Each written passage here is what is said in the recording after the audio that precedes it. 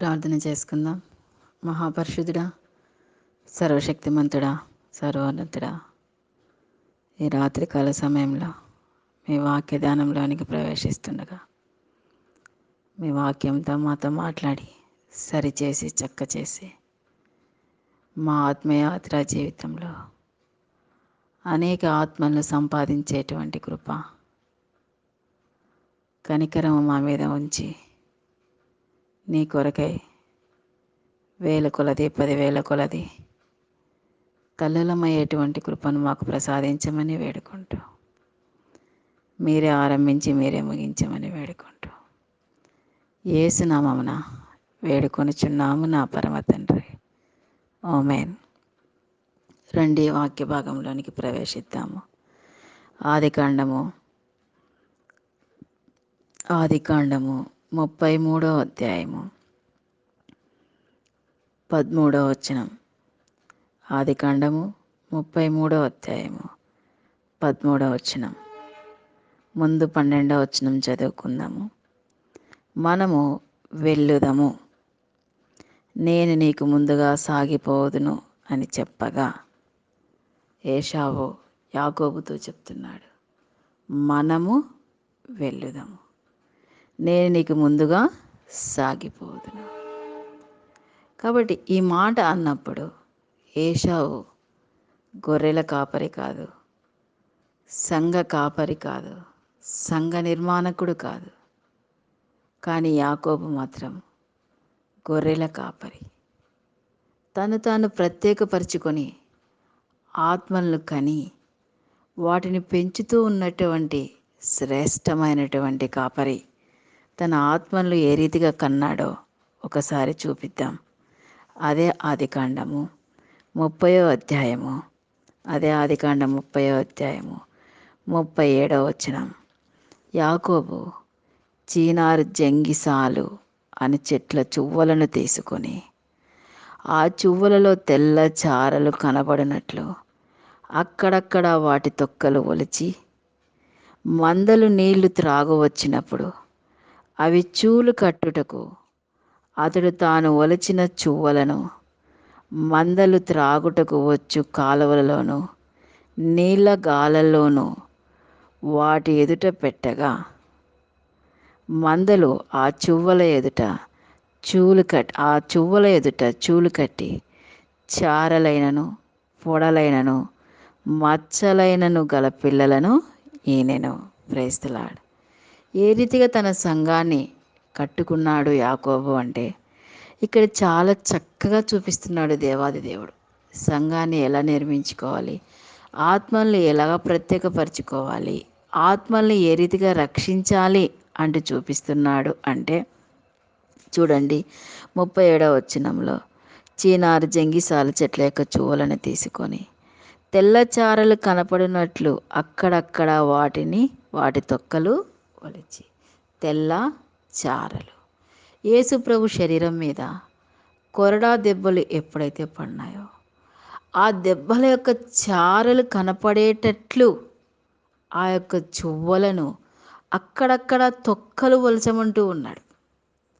వాక్యం చెప్తున్నాము అంటే క్రీస్తు యొక్క గాయాలను మిళితము చేయకోకుండా, క్రీస్తు యొక్క సిలువను చూపించుకోకుండా చాలాసార్లు మేము ఆత్మలు రక్షిస్తున్నాము, ఆత్మలకు వాక్యం చెప్తున్నాము, మేము పెద్ద సంఘాన్ని కట్టాము, పెంచుతున్నాము, పోషిస్తున్నాము అంటాడు. కానీ ఆ సంఘం ఎప్పటికీ నిలబడదు. ఎందుకు అంటే క్రీస్తు యొక్క గాయాలతో నువ్వు కట్టితేనే అది నిలబడుతుంది. ఇక్కడ యాకోబు లాబానుతో ప్రత్యేకించబడిన తర్వాత తన సంఘాన్ని ప్రత్యేకించి అభివృద్ధి చేసుకునేటువంటి విధానం ఏ రీతిగా ఉందో చూపిస్తూ ఉన్నాడు. ఏ రీతిగా ఉంది? తొక్కలు ఒలిచి చారలు కనపడినట్లు, తెల్ల చారలు కనపడినట్లు ఆయన పరిశుద్ధమైనటువంటి దేహము మీద తెల్ల చారలు కనపడేటట్లు ఏ రీతిగా నువ్వు కూడా ఆ తొక్కలను తీసి ఏం చేయాలి? వాటిని మందలు నీళ్ళ త్రాగు వచ్చినప్పుడు అనేకమైనటువంటి గొర్రెలు సంఘములోనికి వాక్యం అనేటువంటి నీళ్ళను త్రాగడానికి, వాక్యం అనేటువంటి నీళ్ళను తాగి తమ ప్రాణములను తృప్తిపరచుకోవడానికి సంఘములోనికి వచ్చినప్పుడు, జాగ్రత్తగా వినాలి, సంఘములోనికి వచ్చినప్పుడు అవి చూలు కట్టేటప్పుడు ఇంకొక ఆత్మను నేను రక్షించాలి అంటూ ఆయనలో మిళితమైపోయే టైంలో, దేవాది దేవుడి యొక్క వాక్యములో మిళితమైపోవాలి. చూలు కట్టుటకు మిళితమైపోవాలి. మిళితమైపోయేటప్పుడు అతడు తాను ఒలిచిన చువ్వలను మందలు త్రాగుటకు వచ్చు కాలువలలోను నీళ్ళగాలల్లోనూ వాటి ఎదుట పెట్టగా, ఎక్కడైతే త్రాగడానికి వస్తున్నాయో మందలు, ఆ కాలువల్లో వాక్యం అనేటువంటి నీరు ఎక్కడైతే ప్రవహిస్తుందో, వాక్యం అనేటువంటి నీరు ఎక్కడైతే ఏ నీళ్ళ కాలువల్లోనూ గాలల్లోనూ ప్రవహిస్తూ ఉందో, అక్కడ ఏం చేస్తున్నాడు? వాక్యమును, క్రీస్తు యొక్క గాయాలను మిళితము చేసి ఆ వాక్యంలోనికి పంపించి ఆ మందల యొద్ద పెడుతున్నాడు. Praise the lord. ప్రేమైనటువంటి సంఘ కాపరి, ప్రేమైనటువంటి విశ్వాసి, వాక్యాన్ని చెప్పేటప్పుడు క్రీస్తు యొక్క గాయాలను వాక్యంలో మిళితము చేసి సంఘానికి పెడుతూ ఉన్నామా? ఎప్పుడైతే అలా పెట్టాడో అక్కడ చూడండి, మందల ఆ చువ్వల ఎదుట చూలు కట్టి ఆ వాక్యాన్ని వినిన తర్వాత వెంటనే మిళితమైపోయినాయి. ఒకదానిలో ఒకటి లీనమైపోయినాయి, ఒకదానిలో ఒకటి మిళితమైపోయినాయి. చూలు కట్టి చారలైనను పొడలైనను మచ్చలైనను గల ఈ పిల్లలను ఈయనను. Praise the lord. క్రీస్తు యొక్క గాయాలతో మిళితమైనటువంటి సంఘాన్ని సంపాదించినాడు యాకోబు అక్కడ. Praise the lord. క్రీస్తు యొక్క స్వారూప్యంలో ఉన్నటువంటి పిల్లల్నే ఉన్నాయి. Praise the lord. మన యొక్క సంఘాన్ని పరీక్షించినప్పుడు క్రీస్తు గాయాలతో మిళితమైనటువంటి చారలైనను మచ్చలైనను ఉన్నటువంటి సంఘంగా కనపడుతుందా? క్రీస్తు యొక్క కొరడా దెబ్బలు, ఆయన యొక్క సిలువ గాయాలు ఆ యొక్క సంఘంలో ఉన్నటువంటి ఆత్మల్లో కనిపిస్తున్నాయా? అలా పెంచాడు యాకోబు. అందుకని అక్కడ చెప్తున్నాడు, రండి ముందుకు వెళ్దాము. అక్కడ ఏశావు వచ్చి మనము వెళ్ళుదాము అంటే, అయ్యో దేవా, నేను సంఘాన్ని ఇంత కష్టపడి కట్టుకున్నాను, నీతో ఏకీభవించడానికి నేను సిద్ధంగా లేను. నువ్వు ఎన్ని కానుకలు పంపించినా, ఎంత నాకు డబ్బు పంపించినా నేను నీతో ఏకీభవించను. ఒక్కటే మాట. ఆయన మనము వెళుదాం అంటున్నాడు. ఈయన వెంటనే దాన్ని ప్రత్యేకించుకొని తన యొక్క సంఘ సాక్ష్యాన్ని ఏ రీతిగా వ్యక్తపరుస్తున్నాడో ఏశావుకు చూద్దాము. రండి ముందుకు వెళ్దాము. 13వ వచనము. అతడు నా యొద్దనున్న పిల్లలు పసి పిల్లలనియు, అయ్యా నేను ఇప్పుడే నీళ్ళల్లోనూ కాలువగాలల్లోనూ ఆ యొక్క చీనారు జంగి చాలా తొక్కలను ఒలిచి పెట్టాను, ఇప్పుడే పిల్లలు కన్నాయి. అవి ఆత్మీయమైనటువంటి సంతానాన్ని ఇప్పుడే కన్నాయి. వాళ్ళు ఏ రీతిగా ఉన్నారో తెలుసా? నా సంఘము పసిపిల్లలు. 60 ఏళ్ళకు రక్షించబడినావా? నువ్వు పసిబిడ్డవే. 70 ఏళ్ళకు రక్షించబడినావా? నువ్వు పసిబిడ్డవే. 50 ఏళ్ళకు రక్షించబడినావా? నూతనంగా జన్మించబడినట్లే నీ లెక్క. అప్పుడే ఆత్మీయమైనటువంటి లెక్క దేవుని యొద్ద లెక్కించబడుతుంది. రండి ముందుకెళ్దాము. అందుకని యాకోబు చెప్తున్నాడు, నా ఎదునున్న పిల్లలు పసి పిల్లలనియు. ఇంకా ఏమంటున్నాడు? గొర్రెలు, మేకలు, పశువులు పాలిచ్చును అనియు. గొర్రెలు వేల కొలది, దావీదు కీర్తన 144వ అధ్యాయంలో, మా గొర్రెలు వేల కొలది 10,000 కొలది గడ్డి బిళ్ళలో పిల్లలను వేయిచున్నవి. తగ్గింపుతో కూడినటువంటి స్వభావము గొర్రెలు పిల్లలను కంటున్నాయి.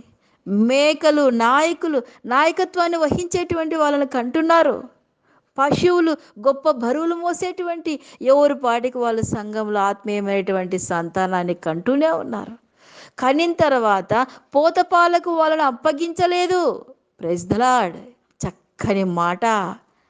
ప్రేమైనటువంటి విశ్వాసి, ఒక ఆత్మను కనడానికి ఎంత శ్రమ పడుతున్నావు, ఒక ఆత్మను రక్షించడానికి ఎంత శ్రమ పడుతున్నావు, రక్షించబడిన తర్వాత ఆ ఆత్మకు ఏ పాలన పెడుతున్నావు? ఇక్కడ యాకోబు చెప్తున్నాడు, గొర్రెలు, మేకలు, పశువులు పాలిచ్చినవి అనియు. అవి కనిన తర్వాత వాటికి పాలిస్తూ ఉన్నాయి. వాక్యం అనేటువంటి పాలను ఏం చేస్తున్నాయి? ఇస్తున్నాయి. Praise the lord.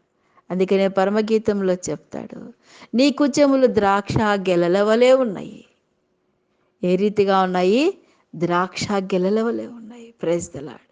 వాక్యముతో నింపబడినాయి, పిండబడడానికి సిద్ధంగా ఉన్నాయి, ద్రాక్షరసం అందియడానికి సిద్ధంగా ఉన్నాయి.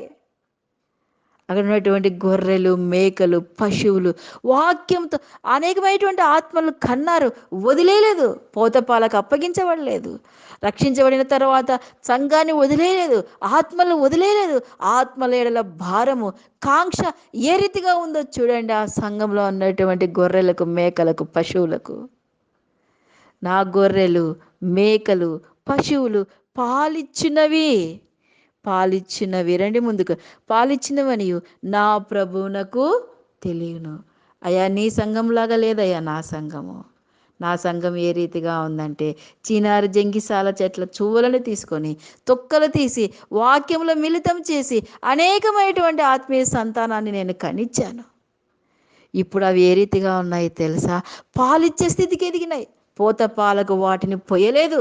పోతపాలకు పోస్తే వేరే స్వభావము, తల్లి మీద మమకారము, సంఘం మీద ప్రేమ, కాపరి మీద భారం, ఇవన్నీ ఏమీ ఉండవు. తల్లికి బిడ్డకు మధ్య ఉన్నటువంటి అవినావభావ సంబంధం తెగిపోతుంది. సంఘాన్ని ఏ రీతిగా పెంచుతున్నావు? పోతపాలతో పెంచుతున్నారా? ఆత్మీయమైనటువంటి వాక్యమైనటువంటి పాలనిచ్చి నువ్వు పెంచుతున్నావా? ఇక్కడ యాకోబు చెప్తున్నాడు చక్కగా, అవి పాలిచ్చినవనియు నా ప్రభువుకు తెలియను. ఒక్క దినమేందే వాటిని వడిగా తోలిన ఎడలా, అయ్యో రక్షించబడి ఇప్పుడే బాప్తిసం తీసుకున్నారు, ఇప్పుడే సంఘంలోనికి వచ్చినారు, అవి పాలు తాగేటివి, ఒక్క దినముందే వాటిని నేను వడిగా తోలాను అంటే మందంతా ఏమవుతుంది? చచ్చిపోతుంది. రక్షించబడి బాప్తిసం తీసుకున్న వెంటనే ఎక్కువ ప్రెజర్ విశ్వాసం మీద పెట్టినావా? అనేకమైనటువంటి భారాలను ఆ విశ్వాసం మీద పెట్టినావా? పరిపక్వత దశలోనికి రాకముందే ఒడిగా తోలుతున్నావా సంఘాన్ని? చచ్చిపోతున్నాయి. ఈనాడు సంఘాలు అనేక లక్షల కొద్ది సంఘాలు ఉంటున్నాయి. ప్రతి సంఘము చచ్చినటువంటి స్థితిలో ఉంది. కారణం ఏంటిది అంటే, కాపరత్వానికి మంద దృష్టి ఎక్కువైపోయింది. పాలన అనుగ్రహించట్లేదు. ఏం చేస్తున్నారు? వడిగా తోలుతున్నారు, వడిగా తోలుతున్నారు. అయ్యే ఇప్పుడే ఆత్మలు కన్నాయి, ఇప్పుడే గర్భంతో ఉన్నాయి, వాగ్దానంతో గర్భాన్ని ధరించినాయి, అవి ఆత్మలు కనడానికి సిద్ధపడుతున్నాయి. సువార్త సేవ భారం వాటి మీద ఉంది. వాటిని ఈ విధంగా వడిగా తోలితే ఎలా? సంఘ కట్టడ నిర్మాణాన్ని గురించి యాకోబు ద్వారా ఎంత క్షుణ్ణంగా దేవాది దేవుడు మనకు వివరిస్తున్నాడు. వాటిని ఒడిగా తోలిన ఎడల మంద చచ్చును. ఎన్ని సంఘాలను చంపేసేటువంటి కాపరిగా ఉంటున్నావు నువ్వు? నీ కుటుంబాన్ని చంపేసేటువంటి యజమానురాలుగా ఉంటున్నావా? నీ ఆత్మీయ జీవితాన్ని చంపుకునేటువంటి వ్యక్తిగత కాపరిగా ఉంటున్నావా నువ్వు? ఏ రీతిగా ఉంది నీ యొక్క వ్యక్తిగత జీవితం? ఏ రీతిగా ఉంది కుటుంబ జీవితం? ఏ రీతిగా ఉంది సంఘ జీవితం? ప్రియమైనటువంటి విశ్వాసి, ఒడిగా తోలబడుతున్నావా? చచ్చిపోతావు. ప్రేమైనటువంటి కాపరి, ఒడిగా తోలుతున్నావా? చచ్చిపోతుంది సంఘము. అందుకనే యాకోబు చక్కగా చెప్తున్నాడు.